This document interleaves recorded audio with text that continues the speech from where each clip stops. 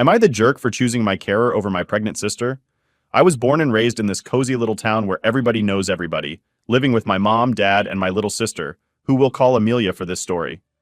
Life in our household was always pretty structured, especially for me. You see, my parents had this vision of the perfect future for me. They were the kind of parents who believed in the power of a good education and extracurriculars. They pushed me hard, wanting me to shine in my studies and take part in all sorts of clubs and activities. Their ultimate dream? For me to get accepted into one of those big, fancy universities and eventually find a high-flying job that would make them proud. Amelia, on the other hand, was the family's free bird. She danced to the beat of her own drum, embracing life with a carefree spirit that I always admired, even if I couldn't quite understand it. She was passionate about art, so much so that she decided college wasn't her path. Instead, she chose to chase her dream of becoming an artist, moving back home to save up some money. Despite the love I had for her, Amelia and I were never that close. We just saw the world differently. But despite our differences, I always thought my relationship with my parents was solid and strong. That solid ground I thought I was standing on shook when Amelia's life took an unexpected turn. She got pregnant, and suddenly our family dynamic changed. My parents, usually so focused on achievement and success, were overjoyed with the news of becoming grandparents.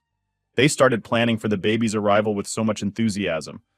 But then, they came to me with a request that felt more like a command, one that would turn my world upside down. They wanted me to put my college education on hold and come back home to help Amelia with her baby. At first, I couldn't believe what I was hearing. I thought they were joking, pulling some kind of prank on me, but the serious looks on their faces told me they were dead serious. They explained that Amelia needed someone she could rely on during and after her pregnancy, and according to them, that someone was me. They also mentioned that money was tight, and they couldn't afford to hire help or pay for daycare, so it seemed I was the logical choice. I was dumbfounded. The idea of sacrificing everything I had worked so hard for, all because of a situation I had no part in creating, was just too much. I had dedicated myself to my studies, dreaming of graduating with top honors and making a real future for myself. And now, they expected me to just throw all that away? I couldn't accept it. So I stood up for myself and said no. But my refusal only sparked a massive argument. My parents couldn't hide their disappointment and anger. They called me selfish, accusing me of not caring about my own family's needs. I tried to reason with them, to make them see that abandoning my future wasn't a choice I could make lightly. But no matter how much I tried to explain, they just wouldn't listen.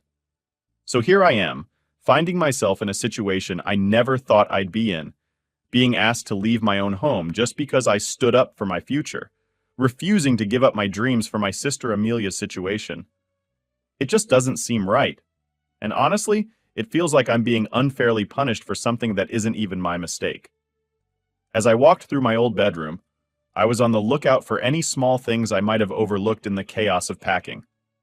I had made the trip back to my childhood home to gather all my belongings. My best friend Luna was there with me, lending a hand with the packing. We didn't talk much as we worked, each of us wrapped up in our thoughts. I could feel this heavy mix of sadness and disappointment pressing down on me, making each step feel a little heavier. Eventually, after what felt like hours, we managed to get all my things packed up.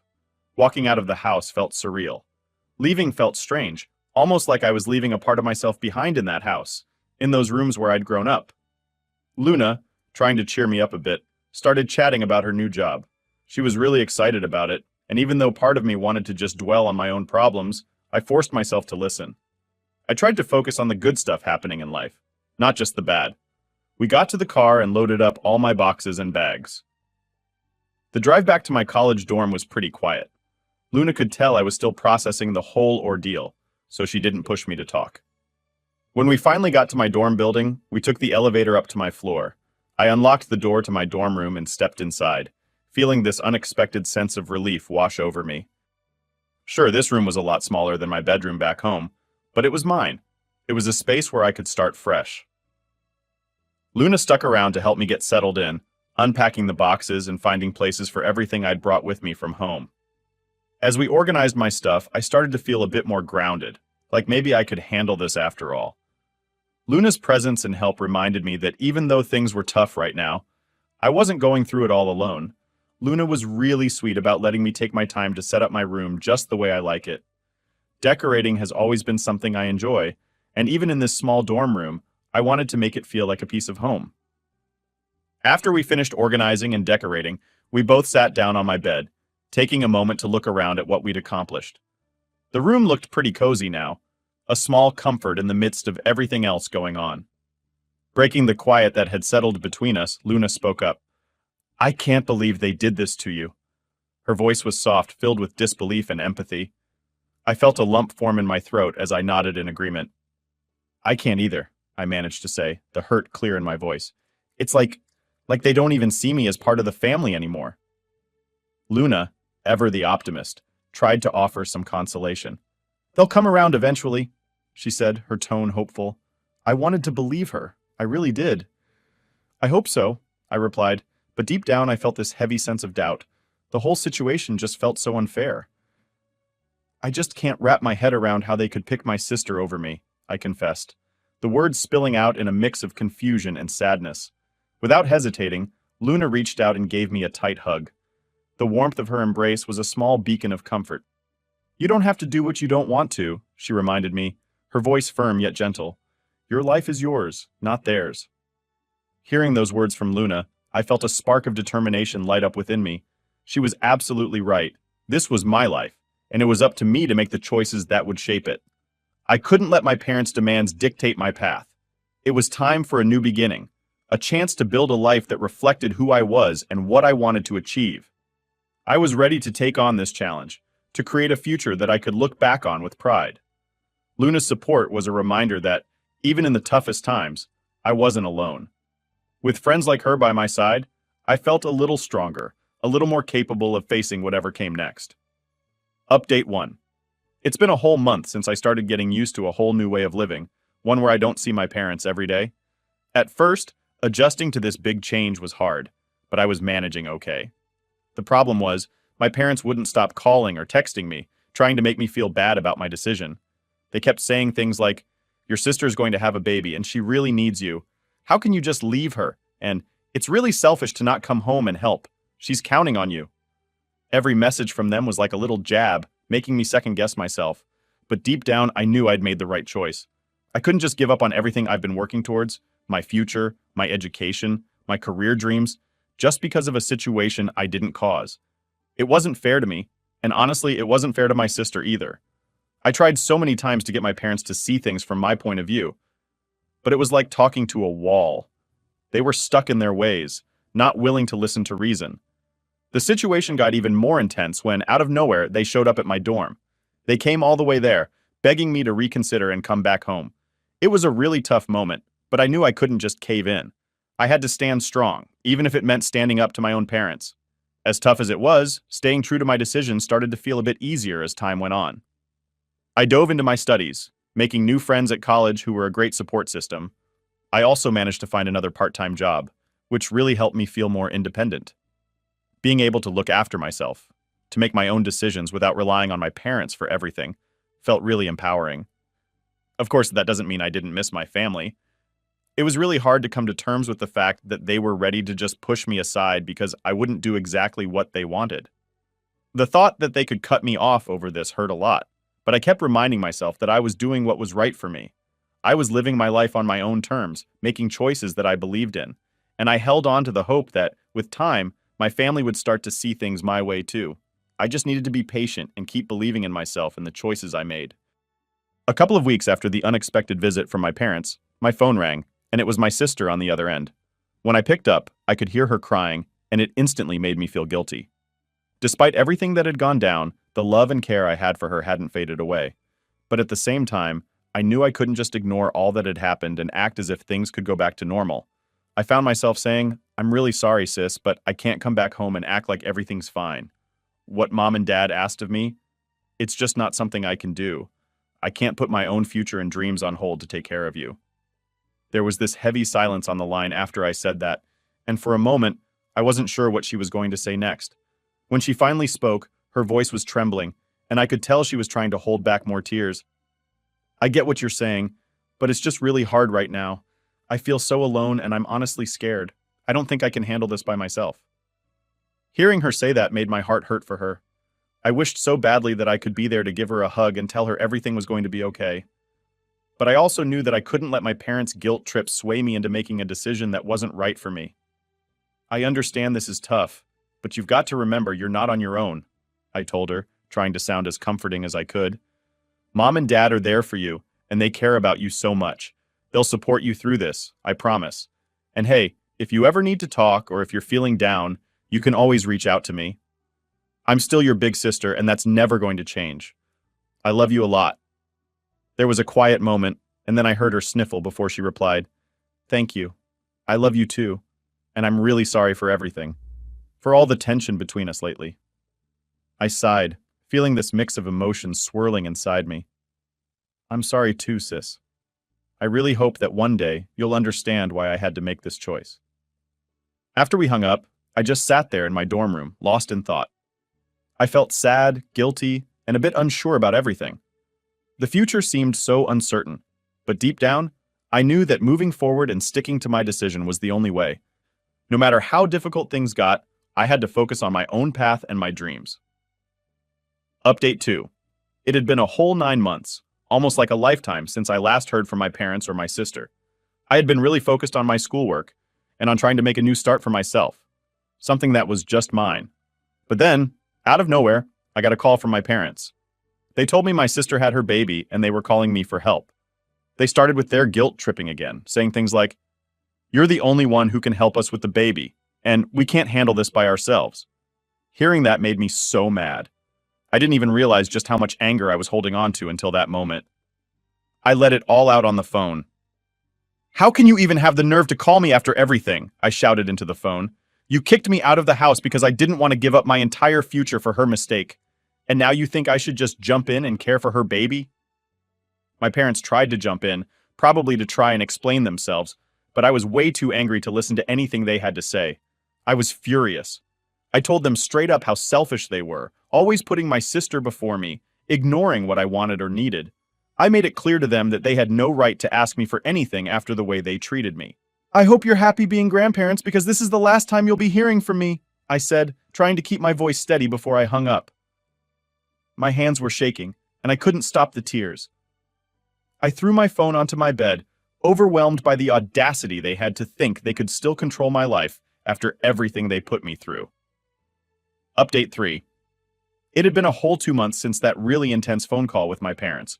Then, unexpectedly, I got a call from my sister. She was crying so much when she first started talking, it was pretty hard to figure out what she was saying. But as she kept going, her message became clear. She really wanted me to come over and meet her new baby. At the beginning, I wasn't sure what to do. The idea of going back to my family's house, after everything that had happened, made me feel really conflicted. Despite this, my sister didn't give up. She called me again and again, pouring her heart out about how she felt lost and really needed me there, how she was having a super tough time managing on her own, and how much she missed me. After a lot of back and forth, I couldn't ignore her pleas anymore, and I agreed to visit. I made it super clear, though, that I was doing this just for her. I wasn't coming back because of our parents, or for any other reason. It was all about supporting her. When I got to my parents' house, my sister was right there waiting for me. She looked pretty rough, like she hadn't had a good night's sleep in weeks, but at the same time, there was this spark of happiness in her eyes that I hadn't seen in forever. She led me straight to where the baby was sleeping, in a little crib in the nursery. The moment I saw him, sleeping so peacefully, this flood of emotions hit me. I wasn't ready for it. This tiny, delicate little person seemed to hold so much possibility and hope for the future. It felt huge, almost too much to wrap my head around. After that, my sister and I spent a long time just talking, trying to fill in the gaps of everything that had happened since we last saw each other. She shared with me all about the birth of her baby, explaining how incredibly hard it had been for her, and talked about all the challenges she'd been facing since then. She was still in the middle of healing, both in her body and her heart, from everything she'd been through. As I spent time with my sister, it became crystal clear that she really needed someone by her side. Looking into her tired eyes, I could feel the depth of her exhaustion mixed with a kind of relief at having me there. It was a strange feeling seeing the changes in her. She was clearly worn out, dealing with so much stress and the massive responsibility of a new baby, but there was also this spark of happiness in her eyes, a kind of joy at us being together again. The whole visit was filled with mixed emotions. On one hand, it was kind of sad to see just how much my sister had been through since the last time we were together. On the other hand, there was this warmth, this feeling of family that I realized I had really missed. Despite the rocky past few months, The love I had for my family hadn't faded away. I found myself wanting to rebuild those bridges, to be a part of their lives again in some way. However, I also reminded myself of the important lessons I had learned about independence and living my own life. I love my family, yes, but I also know that I have my own path to follow. I couldn't let their needs completely take over my life. So, when the visit came to an end and my sister gave me a big emotional hug, thanking me for making the effort to come, I felt this bittersweet tug in my heart. I promised her I'd come back to visit again soon, but I also gently let her know that moving back wasn't an option for me.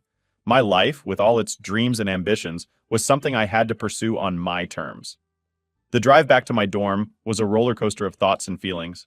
Seeing my sister and my new niece had filled me with happiness, but it also left me feeling sad about the whole situation with my family. I found myself wondering if there was a way for things to ever be like they used to be, if forgiveness was possible, especially towards my parents for putting me in such a tough spot. As I navigated the road back to college, I realized only time would provide the answers to these questions. Life was complicated, but it was also filled with possibilities for healing and moving forward. Update 4. After that whole big mess with my family, things started to look up for me in ways I didn't expect. I was killing it in school and even snagged this awesome internship that was pretty much a golden ticket for my future career. But, even with all these good things happening, I couldn't shake off the feeling that something was missing. Yeah, I was still feeling kind of sour about how things went down with my folks in Amelia. Out of the blue, one chilly night, my phone rings. And guess who? My dad. Hearing his voice after so long was weird. He sounded tired, but kind of hopeful, like he really wanted to make things right. He said, "We miss you," and hit me with, "We were wrong." That was a lot to take in. I mean, I was mad, but hearing that, it kind of made me stop and think. Dad shared how tough things had been back home. Amelia was finding being a mom way harder than she thought, and it kind of slapped some sense into my parents. They realized they messed up big time with how they treated me, expecting me to drop my life for Amelia. They started to get that supporting us meant letting us chase our own dreams, even if those dreams weren't what they had in mind for us. So we started talking again, real slow at first. A few calls here and there turned into video chats, and eventually I figured maybe it was time to go back and visit. It was super awkward at the beginning, lots of tiptoeing around each other, but seeing my nephew running around laughing and playing, it kind of melted the ice. Amelia and I got to catch up properly for the first time in ages, and it felt good, real good.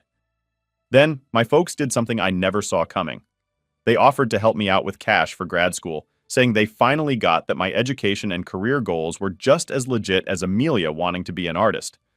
It was a big step for us, and I said yes, but I made it clear things had to change. We had to respect each other's choices more. Getting back into my studies while also being the cool aunt on the side was pretty awesome. I started visiting more, and each time, it felt more like I was coming back to a family that really got me. We had our moments, sure, but we were all trying, really trying to listen and understand each other better. When I finally graduated with my master's, having my family there cheering me on felt unreal. It was like all the drama and hard feelings were in the past, and we were all looking forward to what's next. It's been a crazy ride, but getting through all that mess made us stronger as a family. It taught me you can stand up for yourself without cutting ties forever, and that sometimes people can change for the better. Now, I'm pumped for what's ahead. I've got big plans, and I know my family's got my back. This whole thing showed me how important it is to keep talking, to keep trying to understand each other, and to not be afraid of going after what you want, as long as you remember where you came from and who's rooting for you. Life's a wild ride, but it's all about finding that balance, you know? Thanks for watching.